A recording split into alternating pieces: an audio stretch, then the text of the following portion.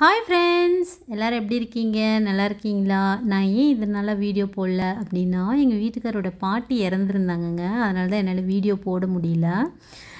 இது வந்துட்டு இன்னையோட விலாக் தாங்க. டியூஸ்டேயோட விலாக் தான். நான் வந்து ஆஃப்டர்நூனுக்கு வந்து பீக்கங்காய் சாம்பார் தாங்க செஞ்சுருந்தேன். அதுக்கப்புறம் காலையில் டிஃபனுக்கு வந்து சன்னா மசாலா பூரிங்க. நான் பால் துவை போடுறதுக்காக தனியாக தயிர் வச்சுருந்தேன். அப்புறம் அப்புறம் காஃபி குடிச்சிட்டு நம்மள கொஞ்சம் பூஸ்டப் பண்ணிவிட்டு நம்ம வந்து சன்னா மசாலா ரெடி பண்ணிடலாம். சன்னா வந்து ஊற வச்சுட்டேன்.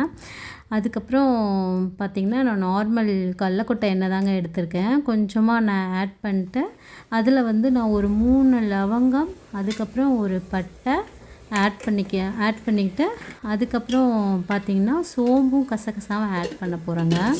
நான் வந்து இன்றைக்கி வந்து இதில் வந்து ஒரு மிஸ்டேக் பண்ணிட்டேன். ஆனால் எனக்கு இது டேஸ்ட்டில் வந்து டிஃப்ரெண்ட் தெரியல. ஏன்னா இஞ்சி பூண்டு பேஸ்ட் எடுத்து வச்சுருந்தேன். ஆனால் நான் இதில் வந்து ஆட் பண்ணாமல் விட்டுட்டேன். ஆனால் எனக்கு ஒன்றும் பெருசாக டேஸ்ட் வந்து டிஃப்ரெண்ட் தெரியல. அதுக்கப்புறம் சோம்பு கசகசா இது போட்டதுக்கப்புறம் அது கொஞ்சம் பொரிஞ்சு வந்ததுக்கப்புறம் நான் வந்து பெரிய வெங்காயம் வந்து நல்லா கொஞ்சம் பெரிய சைஸாக இருந்ததுனால நான் ஒரு வெங்காயம் மட்டும்தாங்க எடுத்துக்கிட்டேன். இது நல்லா பொரிஞ்சு வந்ததுக்கப்புறம் நாம் வந்து அந்த ஆனியனை ஆட் பண்ணிக்கலாம். எங்கள் வீட்டுக்காரோட பாட்டினா எங்கள் மாமியாவோட அம்மா இறந்துட்டாங்கங்க.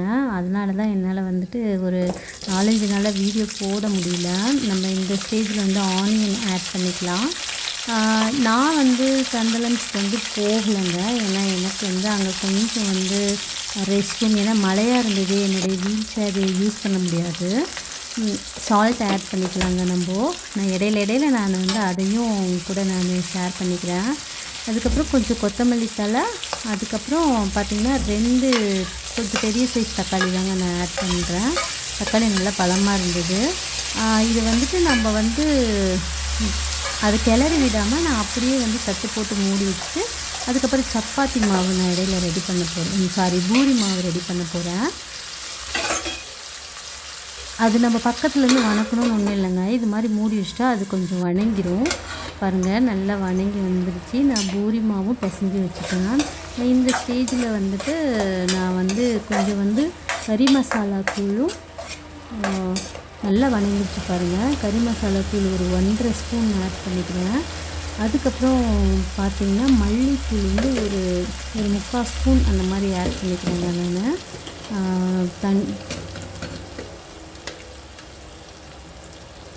நான் ஒரு 3/4 ஸ்பூன் வந்து மல்லித்தூள் ஆட் பண்ணிக்கிறேங்க. அதுக்கப்புறம் வந்து வரமிளகாத்தூள் வந்து ஒரு 1/2 ஸ்பூன் ஆட் பண்ணிக்கிறேன். அதுக்கப்புறம் பார்த்திங்கன்னா நான் கரம் மசாலா ஆட் பண்ண போகிறேங்க. இதில் வந்துட்டு நான் கருவேப்பிலை வந்து ஆட் பண்ணுறேங்க. ஏன்னா தம்பி வந்து கருவேப்பிலை வந்து அவாய்ட் பண்ணுறான். அதனால் நான் வந்துட்டு இந்த மாதிரி அரைச்சி செய்கிறதுக்கெல்லாம் நான் வந்து கொஞ்சம் கருவேப்பிலை ஆட் பண்ணிக்கிறேன். இந்த ஃப்ளேவர் வந்து நம்ம வந்து குழந்தைங்களுக்கு பிடிக்க வைக்கணும், நாம் தான் எதுலேயாவது ஆட் பண்ணி. அதனால் நான் கருவேப்பிலை ஆட் பண்ணிக்கிறேன். அதுக்கப்புறம் இதெல்லாம் நான் மிக்சியில் அரைக்கும் போது நான் இது கூடயே வந்து கொஞ்சம் வேக வச்ச அந்த சன்னாவையும் நான் போட்டு தாங்க மிக்சியில் அரைக்க போகிறேன். ஏன்னா நான் தனியாலாம் அதை அரைக்கலை, இது கூடயே சேர்த்து அரைச்சிக்க போகிறேன். பார்க்க தான் வந்து கம்மியாக இருக்கிற மாதிரி இருக்குது. ஆனால் அரைச்சதுக்கப்புறம் நான் அந்த கிரேவி காட்டுறேன் பாருங்கள். கரெக்டாக நிறையா தான் வந்திருக்கு. அதுக்கப்புறம் அதை அப்படியே வானலில் நம்ம உப்பு காரெல்லாம் பார்த்துட்டு நம்ம வேக வச்ச சன்னாவை எடுத்து அதில் ஆட் பண்ணிக்கலாங்க.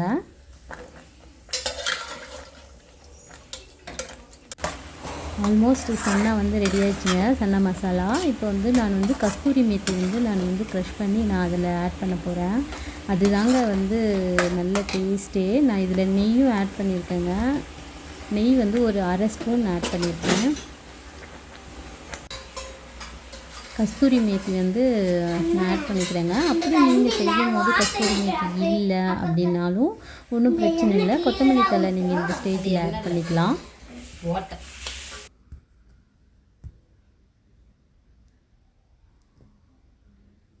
அதுக்கப்புறம் நம்ம பூரி சுட்டு எடுத்துக்கலாங்க. நான் ஃபஸ்ட்டு அச்சுக்கு மட்டும்தான், தம்பிக்கு மட்டும்தான் ஃபஸ்ட்டு மார்னிங் வந்து அவன் சாப்பிட்றதுக்கும் இதே தான். ஆஃப்டர்நூன் வந்து எனக்கு பூரியே வேணும் அப்படின்னு சொல்லிட்டான். அதனால் அவனுக்கு நான் ஆஃப்டர்நூன் லஞ்ச் பாக்ஸுக்கும் நான் பூரி தாங்க கொடுத்து விட போகிறேன். இதுக்கப்புறம் நான் வந்து அவங்க பாட்டி இறந்ததுக்கு ஏன் போகல அப்படின்னா, அந்த மழை பெஞ்சிட்டு இருந்ததுங்க. என் வீல் சேர் யூஸ் பண்ண முடியாது.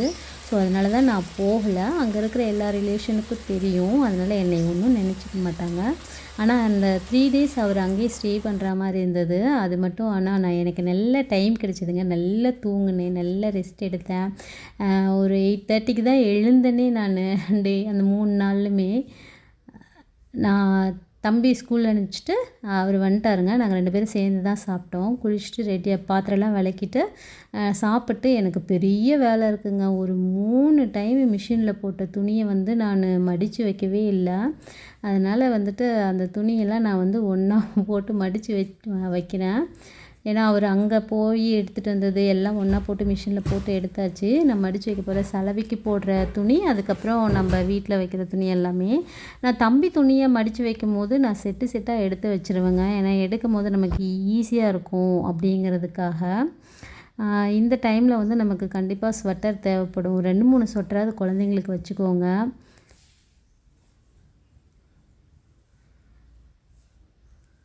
எவ்வளோ துணி இருக்குது பாருங்கள். ஆனால் வந்து எனக்கு ஒன்றும் போர் அடிக்கல.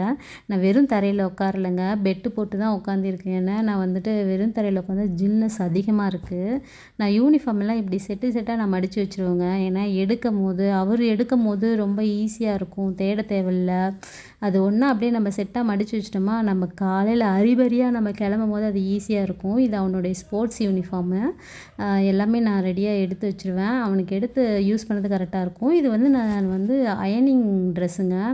நான் வந்து இதை கரெக்டாக பேக் பண்ணி வச்சுருவேன். அயன்மேன் வந்து வீட்லேயே வாங்கிட்டு போயிடுவாங்க. அவரே கேட்பார், எப்படிங்கம்மா இவ்வளோ கரெக்டாக மடித்து வைக்கிறீங்க அப்படின்னு. நான் ஒன்றும் பர்ஃபெக்டாலாம் மடிக்கலைங்க. ஆனால் மடித்து அவங்களுக்கு அது கொடுக்கும்போது அவங்களுக்கும் ஒரு மாதிரி கசாமுசான்னு போட்டு வச்சா ஒரு மாதிரியாக இருக்கும் இல்லைங்களா? அதனால் இந்த மாதிரி நம்ம போட்டு வைக்கும்போது இந்த பேக்கில் நிறையா துணி நம்ம வைக்கலாம். நான் மேலே வந்து இவருடைய ஃபேண்ட் ஒன்று போட்டு நான் ஃபுல்லாக கவர் பண்ணிடுவேங்க. என்னால் அதனால தாங்க ஒரு 4, 5 டேஸாகவே என்னால் வந்து வீடியோ வந்து போட முடியல. இனிமேல் நான் வந்து ஒரு 2 டேஸ் ஒன்ஸ் நான் வீடியோ போடலான்னு பிளான் பண்ணியிருக்கேன். இந்த வீடியோ பிடிச்சிருந்தா லைக் பண்ணுங்கள், ஷேர் பண்ணுங்கள், கமெண்ட் பண்ணுங்கள். இவ்வளோ துணி நான் சேர்த்து வச்சு இது வரைக்கும் நான் மடித்ததே இல்லை. இதுதான் ஃபஸ்ட் டைமு. அடுத்த வீடியோவில் பார்ப்போம். Bye friends. பாய்.